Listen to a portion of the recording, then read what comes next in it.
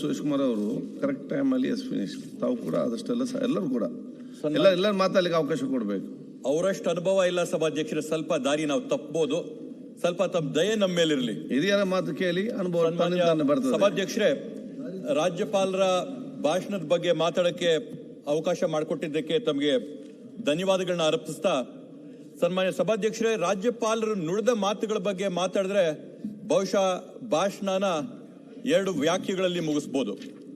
ಆದರೆ ರಾಜ್ಯಪಾಲರು ಮಂಡನೆ ಮಾಡಿರ್ತಕ್ಕಂಥ ಸರ್ಕಾರದ ಸಾಧನೆಗಳ ಭಾಷಣದ ಬಗ್ಗೆ ಮಾತಾಡಬೇಕಂದ್ರೆ ಸನ್ಮಾನ್ಯ ಸಭಾಧ್ಯಕ್ಷರೇ, ಅತ್ಯಂತ ಹೆಮ್ಮೆಯಿಂದ, ಅತ್ಯಂತ ಹಿರಿಮೆಯಿಂದ ಇವತ್ತು ನಮ್ಮ ಸರ್ಕಾರದ ಕಳೆದ 1 ವರ್ಷದ ಸಾಧನೆಗಳ ಬಗ್ಗೆ ನಾನು ಮಾತಾಡಕ್ಕೆ ಬಯಸ್ತೇನೆ. ಸಭಾಧ್ಯಕ್ಷರೇ, ತಾವು ಈಗಾಗಲೇ ಸೂಚನೆ ಮಾಡಿದ್ದೀರಾ, ರಾಜ್ಯಪಾಲರ ಬಗ್ಗೆ ಮಾತಾಡಬಾರ್ದು, ರಾಜ್ಯಪಾಲರ ನಡೆ ಬಗ್ಗೆ ಮಾತಾಡಬಾರ್ದು ಅಂತೇಳಿ.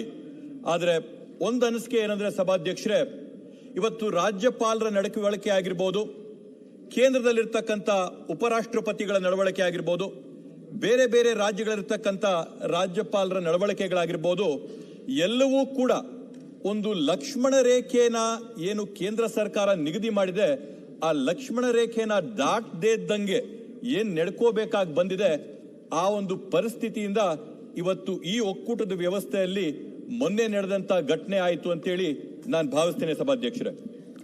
ಸಭಾಧ್ಯಕ್ಷರೇ, ಇವತ್ತು ಚರ್ಚೆ ಮಾಡಬೇಕಾದಂತ ಸಂದರ್ಭದಲ್ಲಿ ಯಾವಾಗಲೂ ಕೂಡ ನಮ್ಮ ಸ್ನೇಹಿತರು ವಿರೋಧ ಪಕ್ಷದ ನಾಯಕರುಗಳು ಪದೇ ಪದೇ ಉಚ್ಚಾರ ಮಾಡಂತ ಮಾತೇನಂತಂದ್ರೆ ಯಾವುದು ಅಭಿವೃದ್ಧಿ ಆಗಿಲ್ಲ, ಕರ್ನಾಟಕ ರಾಜ್ಯದಲ್ಲಿ ಎಲ್ಲವೂ ಕೂಡ ಸ್ಥಗಿತವಾಗಿದೆ ಅಂತೇಳಿ ಪದೇ ಪದೇ ಹೇಳ್ತಾರೆ. ಸಭಾಧ್ಯಕ್ಷರೇ, ನಾನು ಒಂದು ಮಾತು ಹೇಳಕ್ ಬಯಸ್ತೀನಿ. ಇವತ್ತು ನಮ್ಮ ಕರ್ನಾಟಕ ರಾಜ್ಯ GSDPಯಲ್ಲಿ 30 ಲಕ್ಷ ಕೋಟಿ ರೂಪಾಯಿಗಳಿಗಿಂತ ಜಾಸ್ತಿ ಸಾಧನೆ ಮಾಡ್ತಾ ಇರತಕ್ಕಂಥದ್ದು ಅದೊಂದು ದೊಡ್ಡ ಸಾಧನೆ ಅಲ್ವಾ ಸಭಾಧ್ಯಕ್ಷರೇ? ಇವತ್ತು ದೇಶ GST growth rate, GDP growth rate 7.4% ಇದ್ರೆ, ಕರ್ನಾಟಕ ರಾಜ್ಯದ GSDP ಗ್ರೋತ್ ರೇಟು 8.4% ಇದೆ ಸಭಾಧ್ಯಕ್ಷರೇ. ಹಂಗಂತಂದ್ರೆ ದೇಶದ ಪ್ರಗತಿಯ ಗತಿಗಿಂತ ನಮ್ಮ ಕರ್ನಾಟಕ ರಾಜ್ಯ ಒಂದೆಜ್ಜೆ ಮುಂದೆ ಇದೆ ಸಭಾಧ್ಯಕ್ಷರೇ. ಮುಂದುವರೆದು ಮುಖ್ಯಮಂತ್ರಿಗಳು ಕರ್ನಾಟಕ ರಾಜ್ಯನ ಒಂದು $1 ಟ್ರಿಲಿಯನ್ ಎಕಾನಮಿಯಾಗಿ ಪರಿವರ್ತನೆ ಮಾಡಬೇಕು ಅಂತ ಏನು ಕಲ್ಪನೆ ಇಟ್ಕೊಂಡಿದ್ದಾರೆ, ಆ ಒಂದು ಕಲ್ಪನೆಗೆ ಬೇಕಾದಂತ ಎಲ್ಲ ಹೆಜ್ಜೆಗಳನ್ನ, ಕ್ರಮಗಳನ್ನ ನಮ್ಮ ಸರ್ಕಾರ ಮಾಡ್ತಾ ಇದೆ. ಅದು ಸಾಧನೆ ಅಲ್ವಾ ಸಭಾಧ್ಯಕ್ಷರೇ? ಇವತ್ತೊಂದು ಸಣ್ಣ ಉದಾಹರಣೆ ಕೊಡ್ತೀನಿ. ಏಪ್ರಿಲ್ ತಿಂಗಳಿಂದ ಸೆಪ್ಟೆಂಬರ್ ತಿಂಗಳವರೆಗೂ ನಮ್ಮ ಕರ್ನಾಟಕ ರಾಜ್ಯಕ್ಕೆ ವಿದೇಶಿಗಳಿಂದ ಫಾರಿನ್ ಡೈರೆಕ್ಟ್ ಇನ್ವೆಸ್ಟ್ಮೆಂಟ್ ಮುಖಾಂತರವಾಗಿ 80,997 ಕೋಟಿ ರೂಪಾಯಿಗಳ ಬಂಡವಾಳ ಹೂಡಿಕೆಯಾಗಿದೆ ಸಭಾಧ್ಯಕ್ಷರೇ. ಈ ಒಂದು ದೊಡ್ಡ ಗಾತ್ರದಲ್ಲಿ ಬಂಡವಾಳ ಹೂಡಿಕೆ ಒಂದು ರಾಜ್ಯದಲ್ಲಿ ಆಗ್ಬೇಕಂದ್ರೆ ಆ ರಾಜ್ಯದಲ್ಲಿ ಪಾರದರ್ಶಕವಾದಂತ, ಪ್ರಗತಿಪರವಾದಂತ ದಕ್ಷ ಸರ್ಕಾರ ಇದ್ದಾಗ ಮಾತ್ರ ಸಭಾಧ್ಯಕ್ಷರೇ ಆ ರೀತಿಯಾದಂತ ಬಂಡವಾಳ ಹೂಡಿಕೆ ಆಗಕ್ಕೆ ಸಾಧ್ಯ. ಐತಿಹಾಸಿಕವಾದಂತ ಬಂಡವಾಳ ಹೂಡಿಕೆಯನ್ನ ಇವತ್ತು ನಮ್ಮ ಸರ್ಕಾರ ಸಾಧನೆ ಮಾಡಿದೆ ಸಭಾಧ್ಯಕ್ಷರೇ. ಅದೇ ರೀತಿಯಲ್ಲಿ ಏನಿವತ್ತು IT ಅಂತೇಳಿ ಕರ್ನಾಟಕ ಮತ್ತೆ ಬೆಂಗಳೂರು ವಿಶ್ವಾದ್ಯಂತ ಹೆಸರು ಪಡ್ಕೊಂಡಿದೆ. ಇವತ್ತು ಡಿಸೆಂಬರ್ಗೂ ಈಗಾಗಲೇ $99,309 ಮಿಲಿಯನ್ ಅಷ್ಟು ಇವತ್ತು ವಿದೇಶಿಗಳಿಗೆ ಎಕ್ಸ್ಪೋರ್ಟ್ ಕಳಿಸಿರ್ತಕ್ಕಂಥದ್ದು ಇದು ಅಭಿವೃದ್ಧಿ ಅಲ್ವಾ ಸಭಾಧ್ಯಕ್ಷರೇ? ಇದು ರಾಜ್ಯ ಸರ್ಕಾರ ಮಾಡಿರ್ತಕ್ಕಂಥ ಒಂದು ದೊಡ್ಡ ಸಾಧನೆ ಅಲ್ವಾ ಸಭಾಧ್ಯಕ್ಷರೇ? ಅದೇ ತರದಲ್ಲಿ ಪರ್ ಕ್ಯಾಪಿಟಾ ಇನ್ಕಮ್ ಅಂತೇಳಿ ತಲಾ ಏನು ಆದಾಯ ಗಳಿಕೆ ಇದೆ, ದೇಶಾದ್ಯಂತ 1,15,000 ರೂಪಾಯಿ ಇದ್ರೆ, ಕರ್ನಾಟಕ ರಾಜ್ಯದಲ್ಲಿ 2,04,000 ರೂಪಾಯಿ ಇರತಕ್ಕಂಥದ್ದು ಇದು ರಾಜ್ಯ ಸರ್ಕಾರದ ಸಾಧನೆ ಅಲ್ವಾ ಸಭಾಧ್ಯಕ್ಷರೇ? ಇದು ನಾವು ಹೆಮ್ಮೆ ಪಡಂತದ್ದಲ್ವಾ ಸಭಾಧ್ಯಕ್ಷರೇ? ಇವತ್ತು ವಿರೋಧ ಪಕ್ಷಗಳು ಮಾತಾಡೋದು ನಾವು ಕೇಳಿಸ್ಕೊಂಡ್ರೆ ಅಭಿವೃದ್ಧಿ ಅಂತಂದ್ರೆ, ಪ್ರಗತಿ ಅಂತಂದ್ರೆ ಬರೀ ಏನೋ ರಸ್ತೆಗಳು ಹಾಕೋದಂಥದ್ದು, ಟಾರ್ ರೋಡ್ಗಳು ಮಾಡೋಂಥದ್ದು, ಕಟ್ಟಡಗಳು ಕಟ್ಟೋದಂಥದ್ದು ಅನ್ಕೋಬಹುದು ಸಭಾಧ್ಯಕ್ಷರೇ. ಇವತ್ತು ಆ ಒಂದು ನಿಟ್ಟಿನಲ್ಲಿ ಇವತ್ತು PWD ಇಲಾಖೆ ಒಂದನ್ನೇ ತಗೊಂಡ್ರೆ ಕಳೆದ 1 ವರ್ಷದಲ್ಲಿ 14,014 ಕಿಲೋಮೀಟರ್ ರಸ್ತೆಗಳು, 389 ಸೇತುವೆಗಳು, 605 ಕಟ್ಟಡಗಳಿಗೆ 23,000 ಕೋಟಿನ ನಾವು ಮೀಸಲಿಕ್ಕಿ ಈಗಾಗಲೇ 10,000 ಕಿಲೋಮೀಟರ್ಗೂ ಜಾಸ್ತಿ ರಸ್ತೆಗಳು, 237ಕ್ಕೂ ಹೆಚ್ಚು ಸೇತುವೆಗಳು ಮತ್ತೆ 457ಕ್ಕೂ ಹೆಚ್ಚು ಕಟ್ಟಡಗಳನ್ನ ಸುಮಾರು 20,000 ಕೋಟಿ ರೂಪಾಯಿಗಳಲ್ಲಿ ನಾವು ಸಾಧನೆ ಮಾಡಿದೀವಿ. ಇದು ಅಭಿವೃದ್ಧಿ ಅಲ್ವಾ ಸಭಾಧ್ಯಕ್ಷರೇ? ಅದೇ ರೀತಿಯಲ್ಲಿ ರೈತರಿಗೆ ಅನುಕೂಲ ಆಗಬೇಕು, ರೈತರಿಗೆ ಓಡಾಡಕ್ಕೆ ದಾರಿ ಸಿಗಬೇಕು ಅಂತೇಳಿ ರೈತ ಪಥ ಯೋಜನೆಯ ಅಡಿಯಲ್ಲಿ 1425 ಕಿಲೋಮೀಟರ್ಗಳನ್ನ ನಮ್ಮ ಸರ್ಕಾರ ಇವತ್ತು ಸೃಜನೆ ಮಾಡಿದೆಯಲ್ಲ ಸಭಾಧ್ಯಕ್ಷರೇ, ಇದು ಏನು ಪ್ರಗತಿ ಅಲ್ವಾ? ಇದು ಅಭಿವೃದ್ಧಿ ಅಲ್ವಾ? ಕಲ್ಯಾಣ ಪಥ ಒಂದು ಯೋಜನೆ ಅಡಿಯಲ್ಲಿ 1,000 ಕೋಟಿ ರೂಪಾಯಿಗಳ ವೆಚ್ಚದಲ್ಲಿ 1,125 ಕಿಲೋಮೀಟರ್ಗಳ ಪ್ರಗತಿ ನಮ್ಮ ಸರ್ಕಾರ ಸಾಧನೆ ಮಾಡಿದೆಯಲ್ಲ, ಇದು ಅಭಿವೃದ್ಧಿ ಅಲ್ವಾ? ವಿರೋಧ ಪಕ್ಷಗಳಿಗೆ ಇವೆಲ್ಲ ಕಾಣ್ತಾ ಇಲ್ವಾ? ಇವತ್ತೇನಾಗತ್ತಂದ್ರೆ ಸಭಾಧ್ಯಕ್ಷೆ, ಭಾವನಾತ್ಮಕವಾಗಿ ಮಾತಾಡಿ ಅಂಕೆ ಸಂಖ್ಯೆಗಳನ್ನ ಎಲ್ಲ ಬದಿಗಿಟ್ಟು ಭಾವನೆಗಳ ಚೆಲ್ಲಾಟದಲ್ಲಿ ಇವತ್ತು ಮಾತು ನಡೀತಾ ಇದೆ. ಆದ್ರಿಂದ ಸಭಾಧ್ಯಕ್ಷರೇ, ಅವ್ರ ಭಾವನೆಗಳ ಜೊತೆ ಮಾತಾಡಿದ್ರೆ ನಾನಿವತ್ತು ಅಂಕೆ ಸಂಖ್ಯೆಗಳ ಜೊತೆ ನಮ್ಮ ಸರ್ಕಾರದ ಸಾಧನೆಗಳ ಬಗ್ಗೆ ನಾನು ಮಾತಾಡಕ್ಕೆ ಬಯಸ್ತೀನಿ ಸಭಾಧ್ಯಕ್ಷರೇ. ಇವತ್ತು ಅದೇ ರೀತಿಯಲ್ಲಿ ಪ್ರಗತಿ ಬಗ್ಗೆ ನಾವು ಮಾತಾಡಬೇಕಾದ್ರೆ ಅವರು ಅಧಿಕಾರದಲ್ಲಿದ್ದಾಗ ಪ್ರಾರಂಭ ಮಾಡಿದಂತ KPS ಶಾಲೆಗಳು, ಎಷ್ಟು KPS ಶಾಲೆಗಳಿಗೆ ಎಷ್ಟು ಅನುದಾನ ಬಿಡುಗಡೆ ಮಾಡಿದ್ರು ಅಂತೇಳಿ ಅಂಕಿಅಂಶಗಳ ಜೊತೆ ಅವ್ರು ಹೇಳಿ ಸಭಾಧ್ಯಕ್ಷರೇ. ನಮ್ಮ ಸರ್ಕಾರ ಅಧಿಕಾರಕ್ಕೆ ಬಂದಾಗಿಂದ ಕಳೆದ ವರ್ಷದಲ್ಲಿ 2025-26ನೇ ಸಾಲಿನಲ್ಲಿ 900 KPS ಶಾಲೆಗಳಿಗೆ ಪ್ರತಿ ಶಾಲೆಗೆ 2 ರಿಂದ 4 ಕೋಟಿ ರೂಪಾಯಿ ಇಟ್ಟು ನಮ್ಮ ರಾಜ್ಯ ಸರ್ಕಾರದಲ್ಲಿರ್ತಕ್ಕಂಥ, ನಮ್ಮ ರಾಜ್ಯದಲ್ಲಿರ್ತಕ್ಕಂಥ ಮಕ್ಕಳ ಭವಿಷ್ಯಕ್ಕೆ ಒಳ್ಳೇದಾಗ್ಲಿ ಅಂತ ವಿದ್ಯಾಭ್ಯಾಸಕ್ಕೆ ಅನುಗುಣವಾದಂತ ವ್ಯವಸ್ಥೆನ ಸೃಷ್ಟಿ ಮಾಡತಕ್ಕಂಥದ್ದು ಅಭಿವೃದ್ಧಿ ಅಲ್ವಾ ಸಭಾಧ್ಯಕ್ಷರೇ?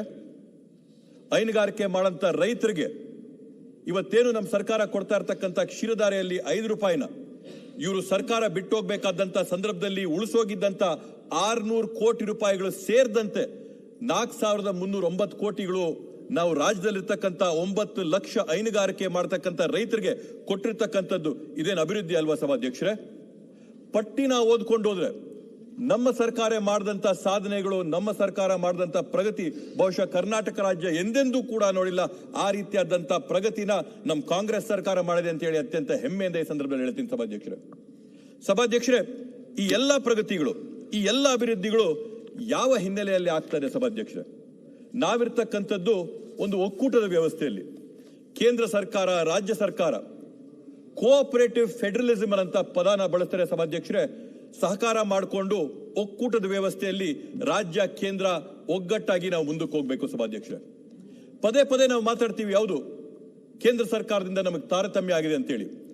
ಇವತ್ತು ಯಾವ ತರದ ಪರಿಸ್ಥಿತಿ ಬಂದಿದೆ ಅಂದ್ರೆ, ಕರ್ನಾಟಕ ರಾಜ್ಯದಲ್ಲಿ ದೇಶಾದ್ಯಂತ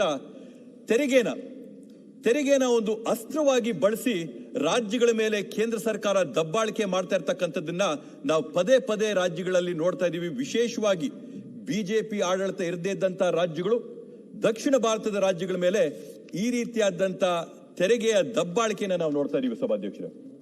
ಒಂದು ಸಣ್ಣ ಅಂಕಿಅಂಶ ನಾವು ಯಾವಾಗಲೂ ಹೇಳ್ತೀವಿ, ವಿತ್ ನಂಬರ್ಸ್ ವಿತ್ ಫ್ಯಾಕ್ಟ್ಸ್ ನಾನು ಹೇಳಕ್ ಬಯಸ್ತೇನೆ ಸಭಾಧ್ಯಕ್ಷರೇ. 15ನೇ ಹಣಕಾಸು ಆಯೋಗದಲ್ಲಿ 1,25,000 ಕೋಟಿ ರೂಪಾಯಿಗಳ ಅನ್ಯಾಯ ಕರ್ನಾಟಕ ರಾಜ್ಯಕ್ಕಾಗಿದೆ ಸಭಾಧ್ಯಕ್ಷರೇ. ಯಾವ್ಯಾವ ಹೆಡ್ಡಲ್ಲಿ ಎಷ್ಟೆಷ್ಟು ಅಂತ ಹೇಳ್ತೀನಿ ಸಭಾಧ್ಯಕ್ಷರೇ. 2023ರಲ್ಲಿ ಭದ್ರಾ ಮೇಲ್ದಂಡೆಗೆ 5,300 ಕೋಟಿ ಬರಬೇಕಾದ್ದು ಬಂದಿಲ್ಲ. 15ನೇ ಹಣಕಾಸು ಆಯೋಗದಲ್ಲಿ ವಿಶೇಷ ಅನುದಾನಕ್ಕೆ 5,495 ಕೋಟಿ ಬರಬೇಕಿತ್ತು ಕೇಂದ್ರ ಸರ್ಕಾರದಿಂದ, ಬಂದಿಲ್ಲ. 15ನೇ ಹಣಕಾಸಿನಲ್ಲಿ ಬೆಂಗಳೂರು ಅಭಿವೃದ್ಧಿಗೆ 6,000 ಕೋಟಿ ರೂಪಾಯಿ ಬರಬೇಕಿತ್ತು, ಬಂದಿಲ್ಲ. 15ನೇ ಹಣಕಾಸಿನಲ್ಲಿ ಆರೋಗ್ಯ ಅನುದಾನ 1,683 ಕೋಟಿ ಬರಬೇಕಿತ್ತು, ಅದರಲ್ಲಿ ಬರೀ 809 ಕೋಟಿ ಬಂದಿದೆ. ಇನ್ನು 877 ಕೋಟಿ ರೂಪಾಯಿಗಳು ಇನ್ನು ಬಾಕಿ ಇದೆ ಸಭಾಧ್ಯಕ್ಷರೇ. ಅದೇ 15ನೇ ಹಣಕಾಸಿನಲ್ಲಿ ಸ್ಥಳೀಯ ಗ್ರಾಮೀಣ ಸಂಸ್ಥೆಗಳಿಗೆ 10,547 ಕೋಟಿ ರೂಪಾಯಿಗಳು ಬರಬೇಕಾದ್ರ ಪೈಕಿ 9,773 ಕೋಟಿ ಮಾತ್ರ ಬಂದಿದ್ದು, ಇನ್ನು 774 ಕೋಟಿ ರೂಪಾಯಿಗಳು ಕೇಂದ್ರ ಸರ್ಕಾರದ ಪಾಲ್ ರಾಜ್ಯ ಸರ್ಕಾರಕ್ಕೆ ಬರಬೇಕಾದ ಬಾಕಿ ಇದೆ ಸಭಾಧ್ಯಕ್ಷರೇ. ಅದೇ ರೀತಿಯಲ್ಲಿ ನಾವು ಲೆಕ್ಕಾಚಾರ ಹಾಕೊಂಡು ಹೋದ್ರೆ ಎಲ್ಲಕ್ಕಿಂತ ದೊಡ್ಡ ಅನ್ಯಾಯ ಆಗಿರ್ತಕ್ಕಂಥದ್ದು ಕರ್ನಾಟಕ ರಾಜ್ಯಕ್ಕೆ 15ನೇ ಹಣಕಾಸಲ್ಲಿ ರಾಜ್ಯಕ್ಕೆ ಕೇಂದ್ರ ಸರ್ಕಾರದ ತೆರಿಗೆಯ ಪಾಲಲ್ಲಿ ಏನು 14ನೇ ಹಣಕಾಸಲ್ಲಿದ್ದಂತ 4.71% ಶೇರ್ ಇತ್ತು, ಆ ಭಾಗನ 3.64ಗೆ 15ನೇ ಹಣಕಾಸಲ್ಲಿ ಇಳಿಸಿದಾಗ ಕಳೆದ 5 ವರ್ಷದಲ್ಲಿ 80,000 ಕೋಟಿ ರೂಪಾಯಿಯಷ್ಟು ನಷ್ಟ ಇವತ್ತು ನಮ್ಮ ರಾಜ್ಯ ಸರ್ಕಾರಕ್ಕಾಗಿದೆ ಸಭಾಧ್ಯಕ್ಷರೇ. ಇವತ್ತು ಈ ರೀತಿಯಾದಂತ ಎಲ್ಲ ತೊಂದರೆಗಳ ಜೊತೆ ಎಷ್ಟಪ್ಪ ರಾಜ್ಯ ಸರ್ಕಾರಕ್ಕೆ ಅಂದ್ರೆ 15ನೇ ಹಣಕಾಸಲ್ಲಿ 1,25,559 ಕೋಟಿ ರೂಪಾಯಿಗಳ ನಷ್ಟ ರಾಜ್ಯ ಸರ್ಕಾರಕ್ಕಾಗಿದೆ ಸಭಾಧ್ಯಕ್ಷರೇ. ಇದು ಬರೀ 15ನೇ ಹಣಕಾಸಾದ್ರೆ GST ಕಾಂಪನ್ಸೇಷನ್ ಅಡಿಯಲ್ಲಿ ಪ್ರತಿ ವರ್ಷ 2022ರವರೆಗೂ ಏನ್ 20,000 ಕೋಟಿ ರೂಪಾಯಿಗಳನ್ನ ರಾಜ್ಯ ಸರ್ಕಾರಕ್ಕೆ ಕೇಂದ್ರ ಸರ್ಕಾರ ಕೊಡಬೇಕಾಗಿತ್ತೋ, ಇವತ್ತು ಅದನ್ನು ಕೂಡ ಕಡಿತ ಮಾಡಿ GST ಕಾಂಪನ್ಸೇಷನ್ ಕೂಡ ಕರ್ನಾಟಕ ರಾಜ್ಯಕ್ಕೆ ಬರ್ತಾ ಇಲ್ಲ ಸಭಾಧ್ಯಕ್ಷರೇ. ಈ ತರದ ವ್ಯವಸ್ಥೆ ಆಗೋದ್ರೆ ರಾಜ್ಯ ಸರ್ಕಾರಗಳು ಹೇಗೆ ನಡಿಬೇಕು ಸಭಾಧ್ಯಕ್ಷರೇ? ರಾಜ್ಯ ಸರ್ಕಾರಗಳಿಗೆ ಕೇಂದ್ರ ಸರ್ಕಾರ ಅನುದಾನ ಕೊಡಬೇಕು, ತೆರಿಗೆಯ ಹಕ್ಕನ್ನ, ತೆರಿಗೆಯ ಪಾಲನ್ನ ಕೊಡಬೇಕಾಗಿದೆ ಸಭಾಧ್ಯಕ್ಷರೇ. ಆವಾಗ ಮಾತ್ರ ರಾಜ್ಯ ಸರ್ಕಾರ, ಕೇಂದ್ರ ಸರ್ಕಾರ ಒಕ್ಕೂಟದ ವ್ಯವಸ್ಥೆಯಲ್ಲಿ ನಾವು ಸರಿಯಾಗಿ ನಡ್ಕೊಂಡು ಹೋಗ್ಬೋದು. ಇವತ್ತು ರಾಜ್ಯಗಳ ಹೋಲಿಕೆ ಮಾಡ್ಕೊಂಡು ನೋಡಿದ್ರೆ ಯಾವ ರಾಜ್ಯದ ಬಜೆಟ್ ಗಾತ್ರ ಎಷ್ಟಿದೆ, ಆ ಬಜೆಟ್ ಗಾತ್ರದ ಆಧಾರದ ಮೇಲೆ ಆ ರಾಜ್ಯಕ್ಕೆ ಎಷ್ಟು ಕೇಂದ್ರ ಸರ್ಕಾರದ ಸಹಕಾರ ಇದೆ ಅಂತ ನಾವು ನೋಡಿದ್ರೆ ಸಭಾಧ್ಯಕ್ಷರೇ, ಉತ್ತರ ಪ್ರದೇಶನ ಉದಾಹರಣೆ ತಗೊಂಡು ಹೇಳ್ತೀನಿ. 7,36,438 ಕೋಟಿ ಉತ್ತರ ಪ್ರದೇಶ ರಾಜ್ಯದ 2024-25 ಬಜೆಟಿನ ಗಾತ್ರ ಸಭಾಧ್ಯಕ್ಷರೇ. ಕೇಂದ್ರ ಸರ್ಕಾರದ ತೆರಿಗೆಯ ಪಾಲೆಷ್ಟು? ಅದರಲ್ಲಿ 2,18,817 ಕೋಟಿ ರೂಪಾಯಿಗಳು. ಕೇಂದ್ರದ ಸಹಾಯಧನ ಎಷ್ಟು ಅಂತಂದ್ರೆ 1,07,200 ಕೋಟಿ. ಒಟ್ಟಾರೆ 3,26,017 ಕೋಟಿ ರೂಪಾಯಿಗಳನ್ನ ಕೇಂದ್ರ ಸರ್ಕಾರ ಯುಪಿಗೆ ಕೊಟ್ಟಿದ್ದು, ಯುಪಿ ಬಜೆಟ್ ಗಾತ್ರದಲ್ಲಿ 44.27% ಕೇಂದ್ರ ಸರ್ಕಾರದ ಅನುದಾನ ಬಂದಿದೆ ಸಭಾಧ್ಯಕ್ಷರೇ. ಅದೇ ನೀವು ಕರ್ನಾಟಕ ರಾಜ್ಯ ಅಂತ ತಗೊಳ್ರಿ, 2024-25 ಸಾಲಿನಲ್ಲಿ ನಮ್ಮ ಬಜೆಟಿನ ಗಾತ್ರ 3,79,383 ಕೋಟಿ. ಕೇಂದ್ರ ಸರ್ಕಾರ ತೆರಿಗೆ ಪಾಲು ಕೊಟ್ಟಿದ್ದೆಷ್ಟು? 44,000 ಕೋಟಿ. ಸಹಾಯಧನ 15,000 ಕೋಟಿ. ಒಟ್ಟಾರೆ 59,785 ಕೋಟಿ ಮಾತ್ರ ಸಭಾಧ್ಯಕ್ಷರೇ. ನಮ್ಮ ಬಜೆಟ್ ಗಾತ್ರಕ್ಕೆ ಹೋಲಿಕೆ ಮಾಡಿಕೊಂಡ್ರೆ 16% ಮಾತ್ರ ಕೇಂದ್ರ ಸರ್ಕಾರದಿಂದ ನಮಗ್ ಬಂದಿರತಕ್ಕಂತ ಸಹಕಾರ ಸಭಾಧ್ಯಕ್ಷರು. ಅಲ್ಲ, ಬೇರೆ ರೀತಿ ಫಂಡ್ಸ್ ಕೊಟ್ಟಿರ್ತಾರಲ್ಲ, ಇಲ್ಲಿ ನ್ಯಾಷನಲ್ ಹೈವೇ ಮಾಡಿದ್ದಾರೆ, ರೈಲ್ವೆ ಮಾಡಿದ್ದಾರೆ, ಅದನ್ನೆಲ್ಲ ಬರ್ತೀನಿ, ಖಂಡಿತ ಹೇಳ್ತೀನಿ. ಜಲ್ ಜೀವನ್ ಮಿಷನ್ ಕೊಟ್ಟಿದ್ದಾರೆ, ಅವನ್ನೆಲ್ಲ ಆಡ್ ಮಾಡಿರಲ್ಲ. ಧನ್ಯವಾದಗಳು. ಸೆಲೆಕ್ಟಿವ್ ಇನ್ಫಾರ್ಮೇಶನ್ ಕೊಡಬೇಡ್ರಿ. ಧನ್ಯವಾದಗಳು. ತಾವ್ ಹೇಳಿದಿರಾ ಅಲ್ಲ, ಇಲ್ಲ, ಅರವಿಂದ್ ಅಣ್ಣ ಅವರು ಒಳ್ಳೆ ಸಲಹೆ ಕೊಟ್ಟಿದ್ದಾರೆ. ಖಂಡಿತವಾಗಿ ಕೂಡ ಅದ್ರ ಬಗ್ಗೆ ಕೂಡ ನಾನು ಬೆಳಕು ಚೆಲ್ತೀನಿ ಅಂತ ಈ ಒಂದು ಸಂದರ್ಭದಲ್ಲಿ ಹೇಳ್ತಾ, JJM ಬಹುಗ್ರಾಮ ಕುಡಿಯುವ ನೀರಿನ ಯೋಜನೆ ಇವೆಲ್ಲ ಸೇರ್ಸ್ಕೊಳ್ರಿ. ಅದರಲ್ಲಿ 15,000 ಯಾಕೆ ಬಿಡ್ತೀರಾ? ಹೇಳ್ತೀನಿ ಅಣ್ಣ, ಖಂಡಿತ ಹೇಳ್ತೀನಿ.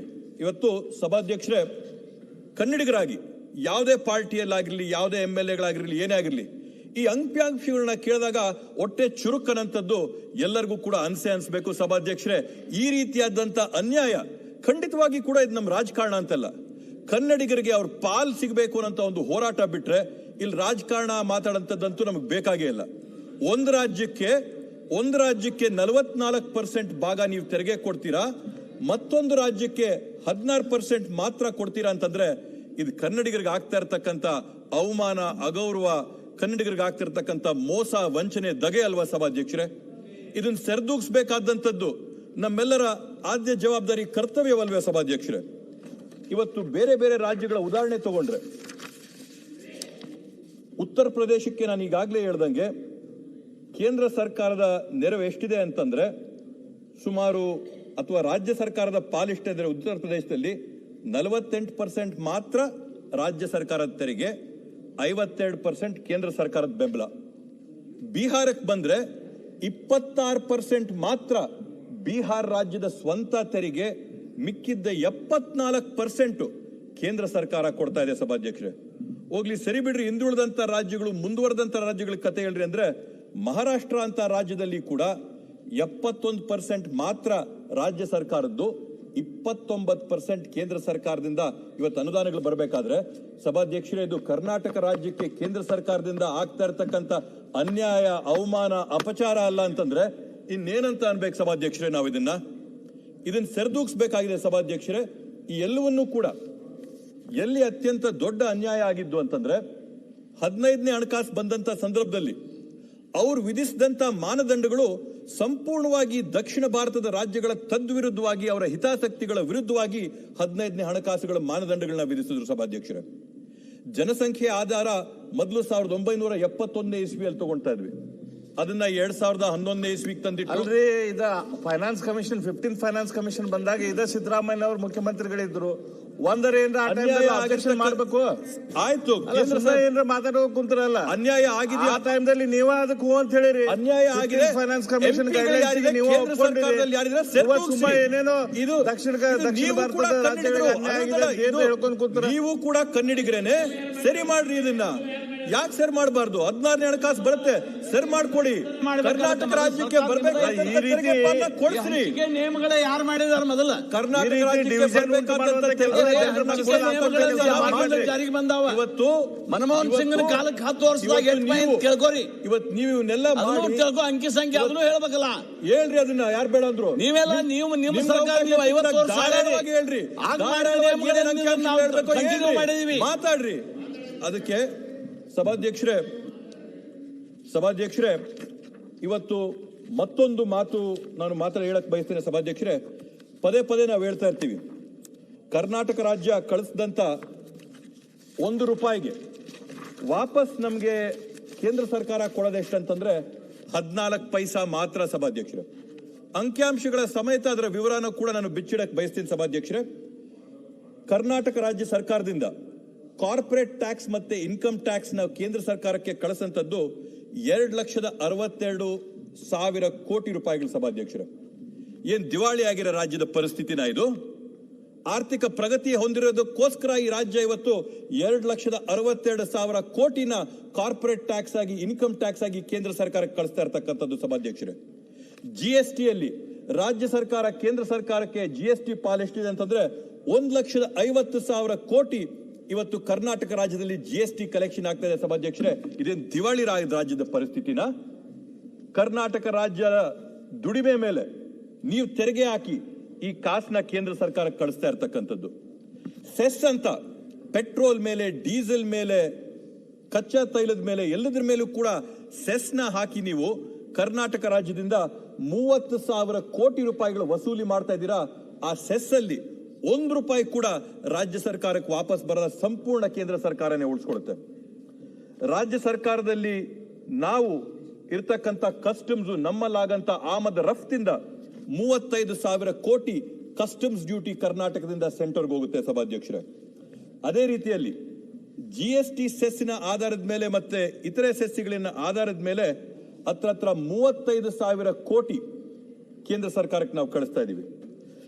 ನೀವು ಓಡಾಡಂತ ಟೋಲ್ಗಳಲ್ಲಿ ಅಲ್ಲಿ ಟೋಲ್ನ ಆಪರೇಟ್ ಮಾಡೋನು ತನ್ನ ಲಾಭನ ತಗೊಂಡ ನಂತರ ಕೇಂದ್ರ ಸರ್ಕಾರದ ಪಾಲೆಷ್ಟು ಅಂತಂದ್ರೆ 4,000 ಕೋಟಿ ನಮ್ಮ ರಾಜ್ಯದ ಟೋಲ್ಗಳಿಂದ ಇವತ್ತು ಕೇಂದ್ರ ಸರ್ಕಾರಕ್ಕೆ ಹೋಗ್ತಾ ಇದೆ. ಸಭಾಧ್ಯಕ್ಷರೇ, ನಮ್ಮಲ್ಲಿರ್ತಕ್ಕಂಥ ಬಂದರಗಳಾಗಿರ್ಬೋದು, ಏರ್ಪೋರ್ಟ್ಗಳಾಗಿರ್ಬೋದು, ರೈಲ್ವೆ ಸ್ಟೇಷನ್ಗಳಾಗಿರ್ಬೋದು, ಇದರಿಂದ ಒಟ್ಟಾರೆ 15,000 to 20,000 ಕೋಟಿ ರೂಪಾಯಿಗಳನ್ನ ಕೇಂದ್ರ ಸರ್ಕಾರಕ್ಕೆ ಕಳಿಸ್ಕೊಡ್ತಾ ಇದೀವಿ. ಸಭಾಧ್ಯಕ್ಷರೇ, ಒಟ್ಟಾರೆ 4.5 ಲಕ್ಷ ಕೋಟಿ ರೂಪಾಯಿಗಳನ್ನ ಇವತ್ತು ನಾವು ಕೇಂದ್ರ ಸರ್ಕಾರಕ್ಕೆ ತೆರಿಗೆಯಾಗಿ ಕಳಿಸಿದ್ರೆ 2025-26ನೇ ಸಾಲಿನಲ್ಲಿ ನಮಗ್ ಬಂದಂತ ಪಾಲೆಷ್ಟು ಅಂತಂದ್ರೆ ತೆರಿಗೆ ಆಧಾರವಾಗಿ 51,000 ಕೋಟಿ, ಕೇಂದ್ರ ಪುರಸ್ಕೃತ ಯೋಜನೆಗಳಲ್ಲಿ 16,000 ಕೋಟಿ, ಒಟ್ಟಾರೆ 67,000 ಕೋಟಿ ಮಾತ್ರ ನಮಗೆ ಕೇಂದ್ರ ಸರ್ಕಾರದಿಂದ ಬಂದಿರುವಂತದ್ದು. ನಾವು ಕಳಿಸಿರ್ತಕ್ಕಂಥದ್ದು 4,50,000 ಕೋಟಿ ರೂಪಾಯಿಗಳನ್ನ. ಸಭಾಧ್ಯಕ್ಷರೇ, ಈ 14 ಪೈಸಾ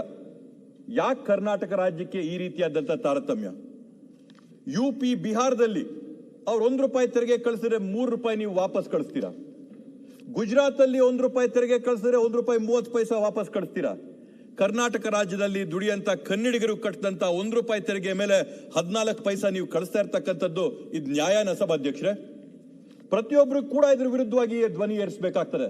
ಇವತ್ತು ರಾಜ್ಯ ಸರ್ಕಾರಗಳನ್ನ ದಕ್ಷಿಣ ಭಾರತದಲ್ಲಿ ಇರ್ತಕ್ಕಂಥ ರಾಜ್ಯಗಳ ಮೇಲೆ ಇಕ್ಕಟ್ಟಿಗೆ ಸಿಲುಕಿಸ್ತಾ ಇರ್ತಕ್ಕಂಥದ್ದೇ ಈ ರೀತಿಯಾದಂತ ಅವೈಜ್ಞಾನಿಕವಾಗಿ ಮಾಡಿರ್ತಕ್ಕಂಥ ತೆರಿಗೆಯ ಹಂಚಿಕೆಯ ಆಧಾರದ ಮೇಲೆ ಕೇಂದ್ರದ ಹೊರೆಗಳ ಮೇಲೆ ರಾಜ್ಯ ಸರ್ಕಾರಗಳ ಮೇಲೆ ಆಗ್ತಾ ಇರ್ತಕ್ಕಂಥ ಒಂದು ಬಳುವಳಿನ ಪದ್ಧತಿನ ಇವತ್ತು ನಾವು ನೋಡ್ತಾ ಇದೀವಿ.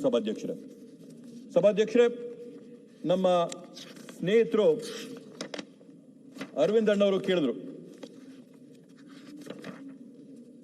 ರಾಜ್ಯದಲ್ಲಿ ಸರ್ಕಾರಗಳು ಮಾಡ್ತಾ ಇರ್ತಕ್ಕಂಥ ರಸ್ತೆಗಳ ಪ್ರಮಾಣ ಎಷ್ಟಿದೆ, ಆ ಪ್ರಮಾಣಗಳ ಆಧಾರದ ಮೇಲೆ ಅದ್ರ ಬಗ್ಗೆ ಕೂಡ ಬೆಳಚಲ್ಲಿ ಅಂತ ಅದ್ರ ಬಗ್ಗೆ ಒಂದು ಸಣ್ಣ ಮಾಹಿತಿ ಕೊಡಕ್ಕೆ ಬಯಸ್ತೀನಿ. ಸಭಾಧ್ಯಕ್ಷರೇ, ನಾವಿವತ್ತು ರಾಷ್ಟ್ರ ಹೆದ್ದಾರಿಗಳ ಪ್ರಮಾಣನ ತಗೊಂಡ್ರೆ 2014ನೇ ಇಸ್ವಿಯಲ್ಲಿ ಕರ್ನಾಟಕ ರಾಜ್ಯದಲ್ಲಿ ರಾಷ್ಟ್ರ ಹೆದ್ದಾರಿಗಳ ಒಂದು ಗಾತ್ರ ಎಷ್ಟಿತ್ತು ಅಂದ್ರೆ 6177 ಕಿಲೋಮೀಟರ್ ಅಷ್ಟು ರಾಷ್ಟ್ರ ಹೆದ್ದಾರಿಗಳಿತ್ತು ಸಭಾಧ್ಯಕ್ಷರೇ. 2024 ಪ್ರಮಾಣ ಎಷ್ಟಾಯಿತು ಅಂತಂದ್ರೆ 8191. ಅಂದ್ರೆ ಅಂದಾಜ್ ಮೇಲೆ 2000 ಕಿಲೋಮೀಟರ್ ರೋಡ್ಗಳನ್ನ 10 ವರ್ಷದ ಅವಧಿಯಲ್ಲಿ ಕರ್ನಾಟಕ ರಾಜ್ಯದಲ್ಲಿ ಮುಗಿಸ್ಕೊಟ್ಟಿದ್ದೀರಾ ಸಭಾಧ್ಯಕ್ಷರೇ. ಆದ್ರೆ ಅದೇ ನೀವು ಗುಜರಾತ್ನಂತ ರಾಜ್ಯನ ಉದಾಹರಣೆಯಾಗಿ ತಗೊಂಡ್ರೆ, ಗುಜರಾತ್ ರಾಜ್ಯದಲ್ಲಿ 2014ನೇ ಇಸ್ವಿಯಲ್ಲಿ 4694 ಕಿಲೋಮೀಟರ್ ಇದ್ದಿದ್ದು ರಾಷ್ಟ್ರ ಹೆದ್ದಾರಿಗಳು ಇವತ್ತು 8111 ಕಿಲೋಮೀಟರ್ ಆಗಿದೆ. 3500 ಕಿಲೋಮೀಟರ್ ಕೊಟ್ಟಿದ್ದೀರಾ. ಕರ್ನಾಟಕ ರಾಜ್ಯಕ್ಕಿಂತ 2 ಪಟ್ಟಷ್ಟು ರಾಷ್ಟ್ರ ಹೆದ್ದಾರಿಗಳನ್ನ ನೀವು ಬಿಹಾರಕ್ಕೆ ಕೊಟ್ಟಿದ್ದೀರಾ, ಗುಜರಾತ್ ಕೊಟ್ಟಿದ್ದೀರಾ. ಗುಜರಾತ್ ಮತ್ತೆ ಕರ್ನಾಟಕ ಜಿಯೋಗ್ರಾಫಿಕಲಿ ಎರಡಕ್ಕೂ ಕೂಡ ಭೌಗೋಳಿಕವಾಗಿ ನಾವು ನೋಡಿದ್ರೆ ನಾವು ಹೋಲಿಕೆ ಮಾಡಬಹುದು. ಸಮಾನವಾದಂತ ಆ ರೀತಿಯಾದಂತ ತಾರತಮ್ಯ. ಸನ್ಮಾನ್ಯ ಸಭಾಧ್ಯಕ್ಷರೇ, ಲ್ಯಾಂಡ್ ಎಕ್ವಿಜೇಷನ್ ಮಾಡಿ ರಾಜ್ಯ ಸರ್ಕಾರ ಲ್ಯಾಂಡ್ ಎಕ್ವಿಜೇಷನ್ ಮಾಡಿ ಕೊಡದೇ ಇದ್ದಕ್ಕೆ 800 ಕೋಟಿ ರೂಪಾಯಿ ವಾಪಸ್ ಕೇಂದ್ರ ಸರ್ಕಾರಕ್ಕೆ ವಾಪಸ್.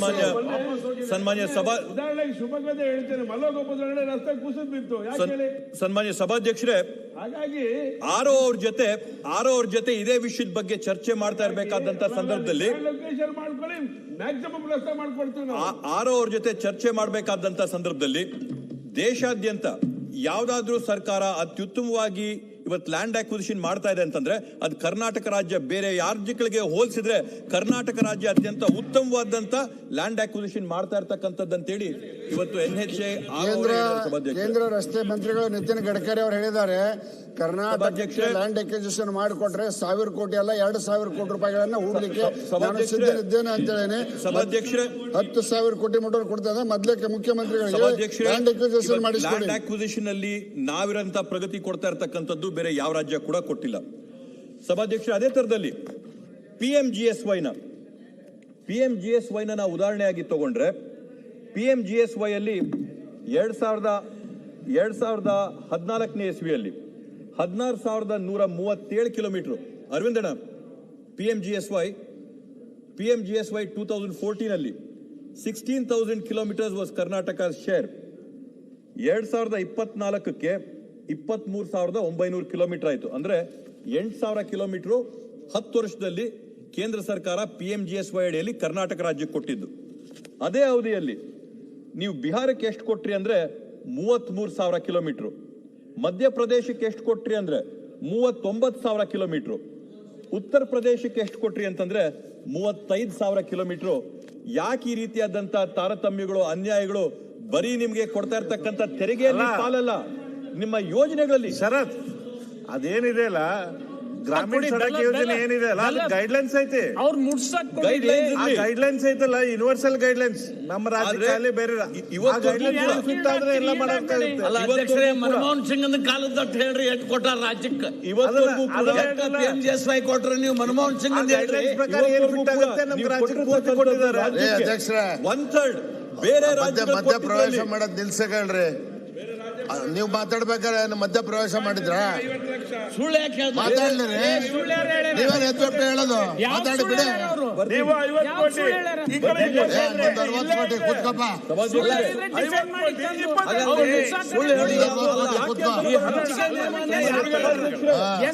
ಈ ಅನುದಾನ ಕೇಂದ್ರ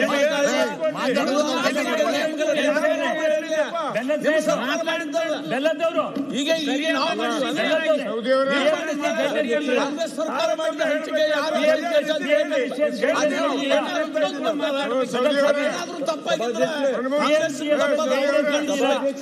ಇದು ಪ್ರಗತಿ ಅಲ್ವಾ? ಅಧ್ಯಕ್ಷರೇ, ಮತ್ತೆ ಪ್ರವೇಶ ಮಾಡಬಾರ್ದು. ಮಾತಾಡ್ಬೇಕಾದ್ರೆ ಕೂತಿರ್ಲಿಲ್ವಾ? ನೀವು ಮಾತಾಡೋದ್ ಸದನ ಕೇಳ್ರಿ. ನೀವು ಮಾತಾಡ್ಬೇಕಾದ್ರೆ ಕೂತಿರ್ಲಿಲ್ವೇನ್ರಿ? ಸಭಾಧ್ಯಕ್ಷರೇ, ಇವತ್ತು ಇದೆಲ್ಲ ಪ್ರಗತಿ ಅಲ್ವಾ? ಒಂದ್ ಸೆಕೆಂಡ್. ಈಗ ಇವತ್ತು ನಾವು ಹುತಾತ್ಮರ ದಿನಾಚರಣೆ ನಾವೆಲ್ಲ ಇವತ್ತು ಆಚರಿಸ್ತಿದ್ದೇವೆ. ಅದಕ್ಕೆ ಗೌರವಪೂರ್ವಕವಾಗಿ ಅವರ ಸ್ಮರಣಾರ್ಥಕವಾಗಿ 1 ನಿಮಿಷದ ಮೌನ ಪ್ರಾರ್ಥನೆ. ಹುತಾತ್ಮರ ದಿನ 1 ನಿಮಿಷ ಮೌನಾಚರಣೆ.